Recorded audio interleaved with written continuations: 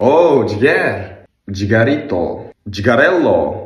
Oxirgi yillarda jigar degan so'zni men ko'proq eshitib boshladim, lekin avval nimagadir u so'zni eshitmaydi edim. Keyin o'ylab ko'rdim, u qachon bu so'z bizlarga kirib keldi. Va topdim 2019-yilning oxirida karantin boshlandi. Hamma uyinda o'tirib telefon chiqarib, Vine'lar ko'raverib, Vine'larda jigar so'zi juda ham ko'p ishlatilgan. Endi shu vaqtlardan keyin jigar degan so'zni men hayotdan ko'p ishlatib boshladim. Ishlatmas, eshitib boshladim.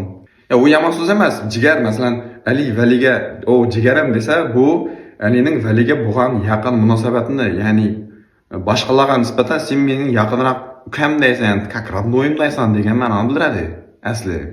Lekin o'ylab ko'ring, siz bilan ko'rishganda jigar, xayrlashganda jigar deydiganlar to'liq sizga shunday deyman ya, hammaga shunday deyman. Bir so'zni qanchalik ko'p ishlatsangiz, u shunchalik qarzini yo'qotadi.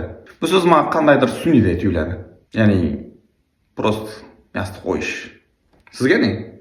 Men bu videoda bu jigar degan so'zni lug'atlaringizdan olib tashlanglar diyajagim yo'q. Ishlataveringlar. Prosta shu so'zga munosib bo'lgan odamga nisbatan aytinglar, hammaga emas.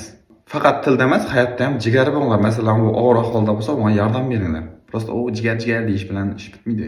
Masalan, yordam so'rab telefon etsa, qandaydir bahona bilan uni chavormay, haqiqatan qo'lingizdan kelsa yordam beringlar. Ular ham yordam bersin. O'zi erkak kishidan yordam so'rovi bu prosta ichi qisqandan yordam so'ramaydi deb o'ylayman. Masalan, ilojsizlikdan telefon etadi. Shunday vaqt sendan отказ eshitsa, u jigarlik bo'lmaydi. Unda jigar deb chaqirishingiz, haliga vaqtda telefon etsang, yordam so'rasang men borlaman degani. Menga masalan jigar deb murojaat etadiganlarga men yordam so'rab telefon etsam, отказ bo'lsa, nima kerak bunday jigarchilik? Video yana uzoq vaqt davom etishi mumkin edi, prosta montaj qiyin bo'lib ketmasin deb shu yerda yakunlayman. Sog' bo'linglar, salomat bo'linglar, jigarlaringizni asranglar.